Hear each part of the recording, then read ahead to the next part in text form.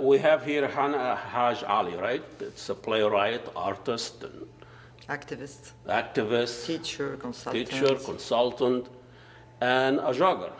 Yes. People jog for so many reasons, in health, body, all that, getting out, social interactive environment. Tell me a little bit about your journey with Beirut. It's a place, or Lebanon, and seeing Lebanon through jogging, actual physically interacting with the city. I would like to mention that I never left Beirut even during the Israeli invasion in 1982. So it's been always for me a kind of a place which concentrates everything is happening in the region. So I am aware of the changes of the faces of Beirut. And a lot of people say that they love Beirut as much as they hate it. It's a kind of really love-hate relationship. Controversial hate-love relationship. Yeah. And I jog for many reasons. There are two activities in my life that helped me really resist and keep fighting and continue to have the will to go forward. It's theater and it's jogging. And for me, they go side by side. It's similar. Yeah, and what really created the bonds between them is that I married also a director. He used to be my teacher and a theater director. So my life and the Beirut and the jogging, all they are a kind of very, very strange but very attractive mixture that keep me really alert with a lot of adrenaline. And whenever I feel that I don't take it anymore, I shut the door of my house and I go wandering in the street like Baudelaire, you know, like the famous poet Baudelaire. And I keep in rediscovering, when I'm doing that, my relationship to Beirut and to myself at the same time.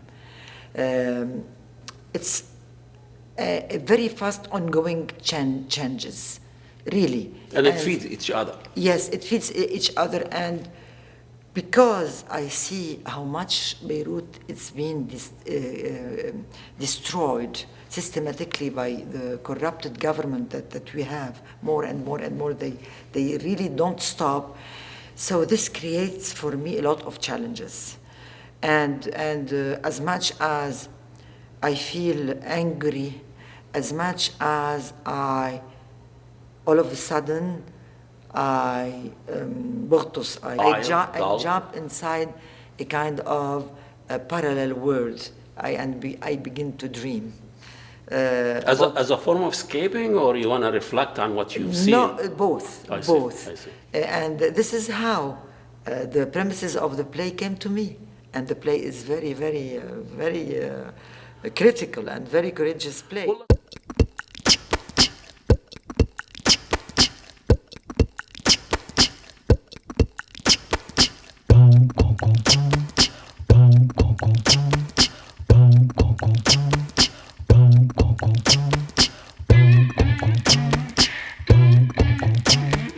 Well, let's talk about the play. I mean, you played different characters. Yeah. And those characters, maybe you met them, you've seen them, they are real, they are imagined. So tell us how that creative process of I know there is an artistic and there is also, telling the story, reality. Yeah. Be on the stage, and who owns that narrative? Yes. First of all, there are four main characters in the play. Me, Hanane, the citizen, the mother. So you are there as Hanane? Yeah, Hanane. I thought you are the master mom. No, I am as Hanane, but what is magical in the theater is that you can mix the real things with the imaginative things together. I really like to play on this thin thread between the reality and the imagination. And when somebody comes to see the play, he wonders, does she tell her own life? Yeah. Or does she create something else out of her own life? So you can tell, even the closest, my family, the closest friend, when they saw the play, one once told me, oh my God, are you in problems with your husband? So you know. Even yourself, you might not be able to tell. Yes, of course. Because it Sometimes develops. it's so blurred. The Exactly. lines blur And so that's much. the beauty of it. Of course, this is creativity. So there is me. There is the story of Yvonne. I changed her name in respect to the dead people because it's a real story about a woman that killed her three daughters and poisoned herself and videotaped a video to her husband telling why she did that.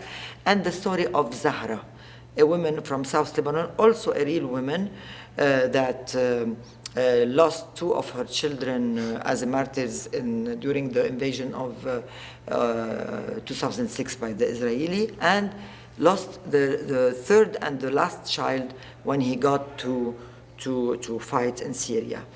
Now, this is actual Stories, but of course, I know. when I rewrite the stories, I edit, I add things. Recreate it. Sometimes I mix some elements of other personality into the main personality, but the facts are real. And with those three wonderful women, I'm describing myself being wonderful. Of course, you are a wonderful woman.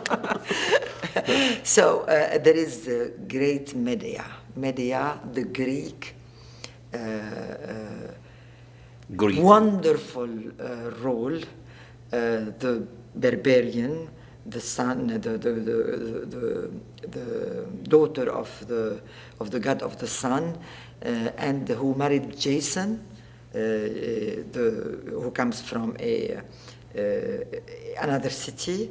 And by the time that she devoted herself to him and sacrificed everything for him, one day he left her for a young woman, the daughter of a king, and then she came up to also kill her own children. I used to be always fascinated by the role of Medea while I was studying theater, but I always, during my studies, refused to act this role because I was telling my teachers, I don't agree, because a mother could not kill her own children, no matter what the reasons could be, until the day my son of 7 years old got a cancer, one of the most aggressive cancer of bones.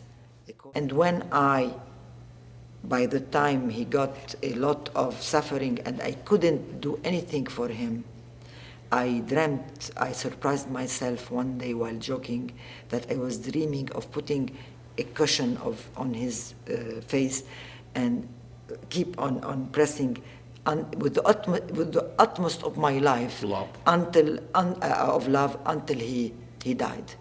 And when I realized what I dreamt, I was like shocked.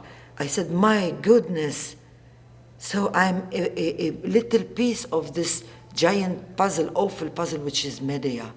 So I began from that time to revisit this story, not to make judgment, because a mother could kill for many reasons.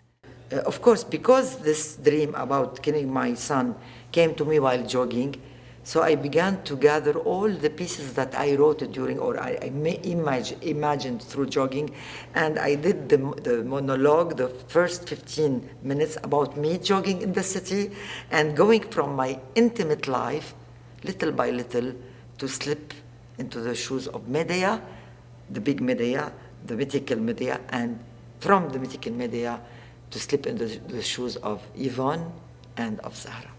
But for the Guthrie to open the door for Arab artists to represent themselves, this is a breakthrough. Really, it's really a very good initiative, what they call the Arab artistry scene. Not only they opened the door, but they were keen on gathering those groups together in order to each group to see the other group. And Isn't it? Yes, I saw, this is the first time in my life that I see a play of Nizar Amir Zobi from Palestine. What a play! Yeah, because as much as we are near to Palestine, as much as we are far, because I'm keeping hearing about him since years, and I know he's a very good theater man, and I never had the chance to see him. So thanks to Guthrie and to this Arab artistic This is program, about, what, 2 hours, 1 hour to West Bank, and you go and see it? Yes. So From this is the Lebanon? first time I saw a play of his. I didn't think about that. So I saw also Khalid, Yeah, Abu Naga. Nora. I used to see him in Egypt because I used to work in Tahrir Egypt. Square. So after he fled Egypt also, Yeah. I couldn't see him for the years, and Nora, and all together. So it's of course thanks to the strategy and to the cleverness and to the human thinking of its director, Joseph Hajj. Oh, yes. It was a very courageous play, and my He's play... making a lot of changes in Yes, this and play. my play is the first play that is ever seen in Arabic language in Guthrie. Really? The first, it's a premiere. So you've been playing it for 2-3 times now. So how did the audience relationship and how I was really stressed about how could an audience like the Guthries would receive this play, and it was fantastic. It was? It was fantastic. Because we in this country, they weaponize Arabic, the language. People been pulled out of an aeroplane because they speak Arabic. Yes. And play has been shut down because it was talking about the Palestinian. And here you have... I will tell you something. In the play, for Lebanese people, I'm always saying that I deal with what I call the Bermuda Triangle of taboos: sex, religion, or politics, because we are forbidden to talk about these three things. And if you don't talk about this, about what you are going to talk.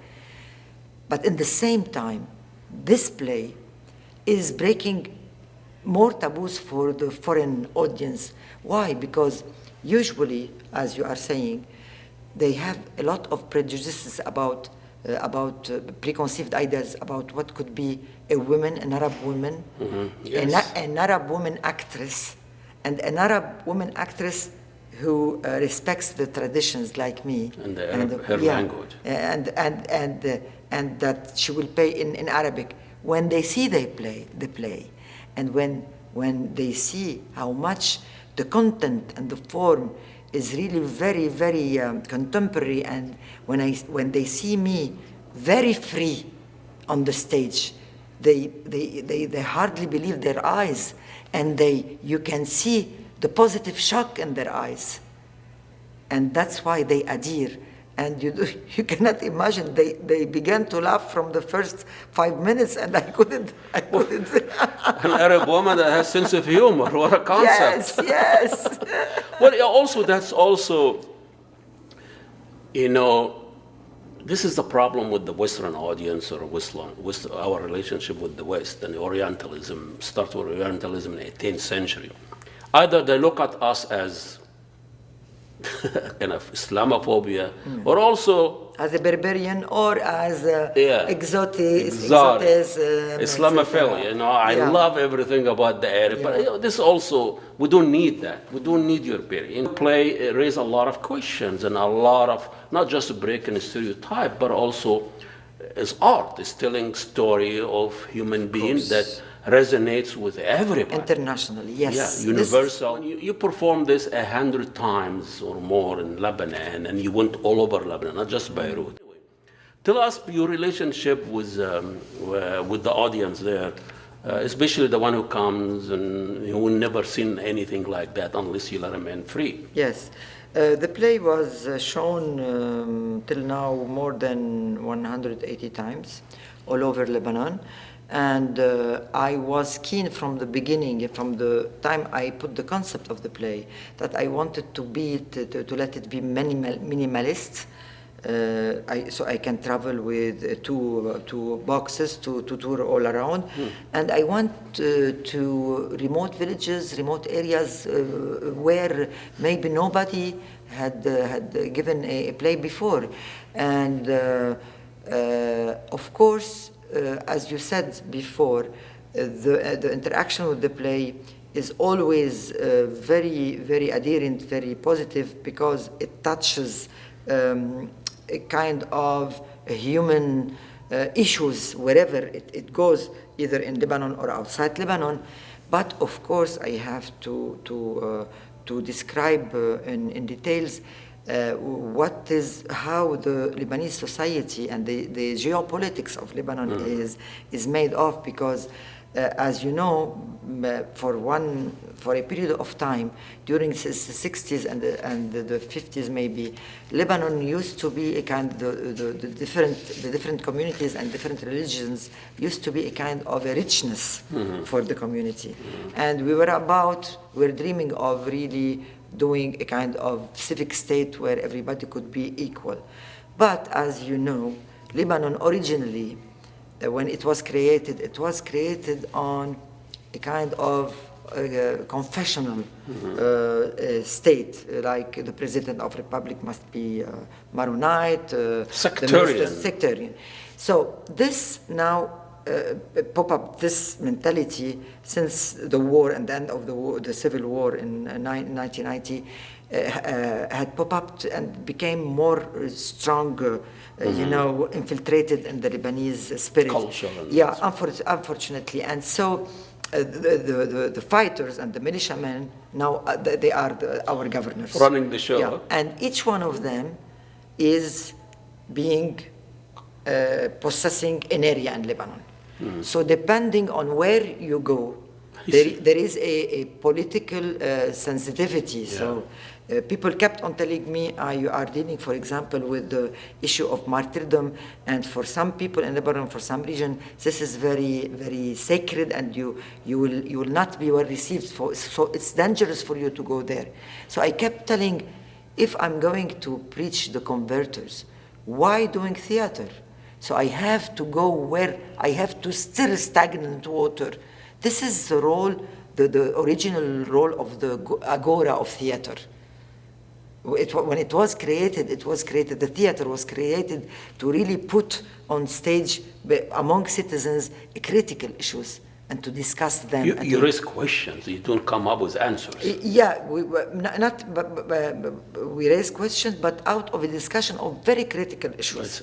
So I refused to be confined to a certain region, so I went all over Lebanon, and sometimes it wasn't easy. Once I was threatened by someone in the audience while I was doing a Q&A session, which I consider an integral part of the play, not a. Yeah. So he told me, "How do you dare to raise such issues, to touch such sacred issues? What would prevent a guy like me to take his gun? He was armed, and to shoot you, and to shoot you. Yeah, and he had a gun. So, But you asked him why. I know the story. Yeah. There was what a civilized way. Yes. You still have hope that he has a moral. How he's thinking. Of course. Why? It's a very interesting question. Because if we are doomed to hope, as Saadallah Wannous said. Saadallah is the Shakespeare of the Arab, the famous Syrian writer.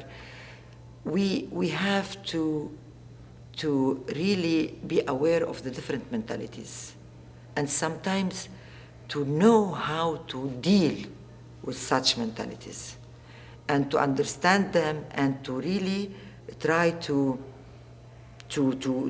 create a common ground about what could be possible to gather us as Lebanese citizens. So the art's talking about the possibility. Of course. Yeah. Not the reality of some sorts. We start from the reality in order to open horizons, to open mentalities, to destroy some perceived ideas, and to create possibilities. Of course. Those characters are still alive, the one you told the story. What if they've seen the play, what would be the reaction? I think if they have the chance to see their stories, they would be thankful, and they would maybe have another hope in their lives. Because I tested this play in camps, for example, where women, in Syrian camps, Palestinian camps, refugees? in Lebanon, of refugees also. Oh. I'm playing at Guthrie, and at the same time I'm playing in What a refugee leap. camps. Yes, of course, because Wonderful. because I don't do elitist work. If you when you see the play, you will notice how simple it is and how deep it is in the same time. The language of the play is very accessible to everybody, and a lot of women in the camps and in the marginalized area who had lived similar stories, they really stay after the play, and they insist to sit with me, and they told me unbelievable stories.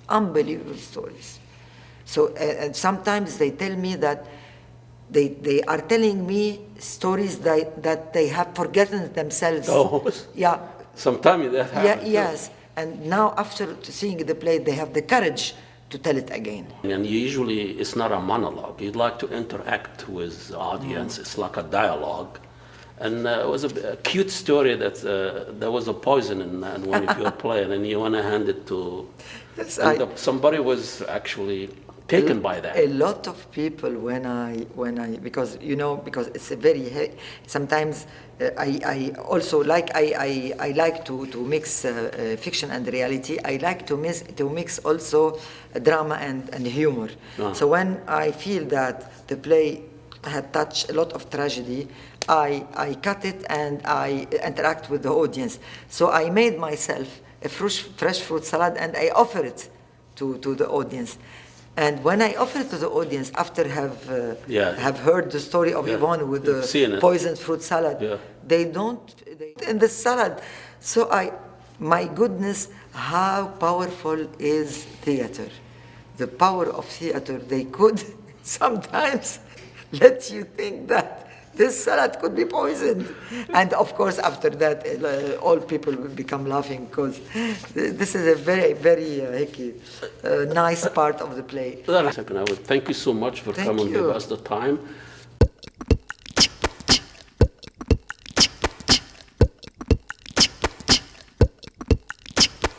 Boom, boom, boom, boom, boom, boom, boom, boom, boom, boom.